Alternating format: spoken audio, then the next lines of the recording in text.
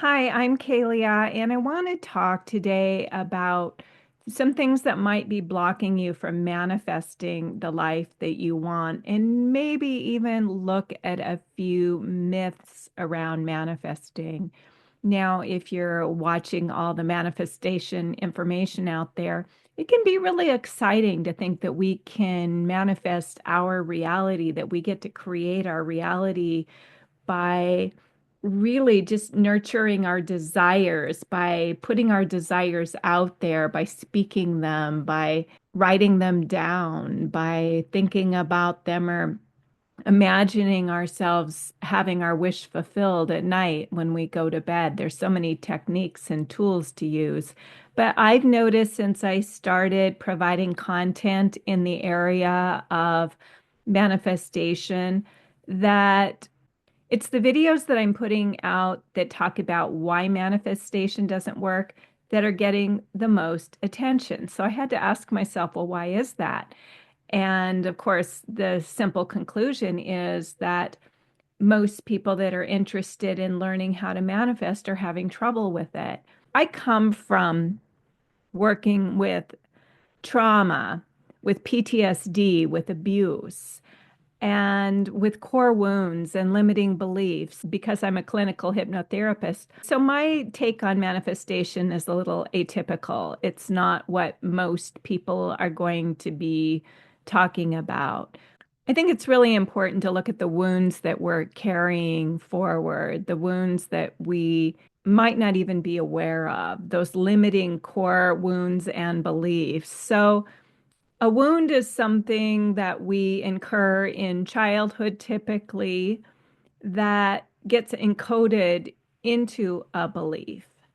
So now we have a belief that's reinforced by a wound.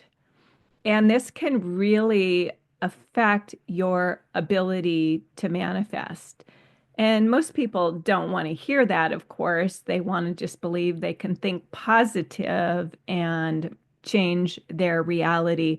But there's a lot more to changing your reality than thinking positive. Another myth that people are often taught to believe is that we create our reality. There's some information out there that we live in a simulation, so reality isn't even reality, that everything that we see or experience is coming from ourselves. So basically, when you look at that, we live in a simulation and we're creating all of it, everybody that's in our life, everything that happens in our life, then there can be no God in a sense. We are God. We are the creator. We are all of it. And I'm going to be really honest with you. That's not how I believe. If you believe that way, I honor you and I respect you. But this is not how I believe. I'm a deeply spiritual person and I believe in an overall creator. I believe in God, as I call it. So, where does God come into all this? Where does God come into our manifestation? And where does our deeper soul purpose come in to all of this? If we just are out to manifest a bunch of money, we want to manifest millions of dollars, for example, but we're not in alignment with our soul purpose, then why would that part of us that is trying to get us aligned with our soul purpose, that's trying to get us on track to the life that's going to really be the most fulfilling to us because we are on track, we're on our path, on our purpose. It's not going to just give us whatever we want if that's out of alignment with where we're going. And it's not that any of us aren't deserving of having abundance and money and the things that we want in our life. If you win the lottery and suddenly you have $100 million, you're probably not going to do what you came here to do. You're probably just going to do whatever you want. And in the belief that we live in a simulation, of course, it's fine to do whatever you want. Just go do what you want. You know, the honest truth is soul work is not the easy path. And yet it's the path that I believe most of us are on. So if you're having trouble manifesting, I think it's worthwhile to really take a look at what might be going on a deeper level inside of you that is preventing you from manifesting the life that you say that you want, that you believe that you want. And as you start to peel away the layers of what you're not, of who you're not, you start to step more fully into who you really are authentically, your soul path, the path that you have come here to walk. And that is what is going to take you to where you belong. And that's where you're going to have your greatest experience of manifestation. You might even look back over your life and have had these kind of experiences where when you're aligned, when you're in the flow, things come to you easily. But when you're in resistance and you're struggling and you're trying to make something happen that's not in alignment with your true soul's path, then things aren't going to happen. So it's really more important when you're on the manifestation journey to be soul aligned and to think of it more as not my will, but God's will. Well, I used to believe it was the same thing until I started to have a deeper understanding of ego versus soul. So, ego is that aspect of our mind that is here to protect us, to keep us on the planet, to keep us safe. And that means to keep us from taking risks. And the ego is also very fear driven. So when your life is being run by the ego, it's being run by fear. It's trying to prevent you from stepping out there and taking those big risks. And you'll be following a path that feels more safe and protected and easy. And the values of the ego are more what society values, having the appearance of success rather than true success.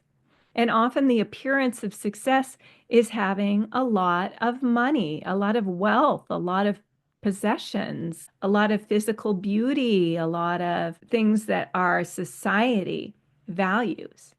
But if you take a step back and you start looking at the soul path, which is the opposite of the ego, the soul path is the truth path. The soul path is the authentic, true self in its path of self-expression. And this is what's going to bring you your greatest fulfillment is to be in alignment with that soul path. So the first thing you need to do is ask yourself, which path am I following?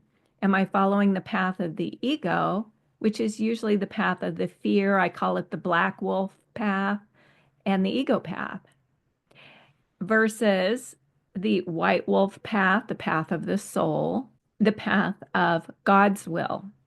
So your will is more going to be in alignment with the ego path, if that's the path you're following, where God's will is the soul path. It's your highest path. And when you're in alignment with the soul path, with God's will, with your highest path, that's when you're going to have the greatest fulfillment in your life. And the greatest fulfillment may not come with $100 million. It may not be all about the money, but it is about living in abundance. It's not about being poor and broke and not having what you want or need in this life. However, you might go through periods of hardship in order to get you redirected back to your soul's path. So this brings us back to how our wounds are often running the show, is that we are trying to keep those wounds at bay. Those wounds are the part of us that doesn't feel like we're worthy or we're good enough or we have what it takes or that is afraid of truly being seen. There might be an invisibility wound, which I've had a lot of my life. It's just this fear of really stepping out in a big way, because if I'm seen, then I can be judged and people can throw stones at me. I can be crucified, all those kinds of things. So we have these wounds that are really deeply embedded in our subconscious that really run the show. So we know that manifestation begins with the subconscious. But if we're dealing with a lot of these wounds of not enoughness, those really have to be healed in order for us to rise up and have a greater experience of manifestation. I really want to talk about that more on this channel because I believe that the people that are really being drawn here, some of you are from my old experiences of narcissistic abuse, and that's part of it, the trauma that you experience from narcissistic families, from narcissistic relationships, from betrayal, from the wounded child, all of those things that are deeply embedded in the subconscious can hold you back from having the experience of abundance, of true abundance, which is plenty of everything that you need, plenty of love, plenty of money, plenty of good health, everything that you need to be truly well-rounded, balanced, and fulfilled in your life.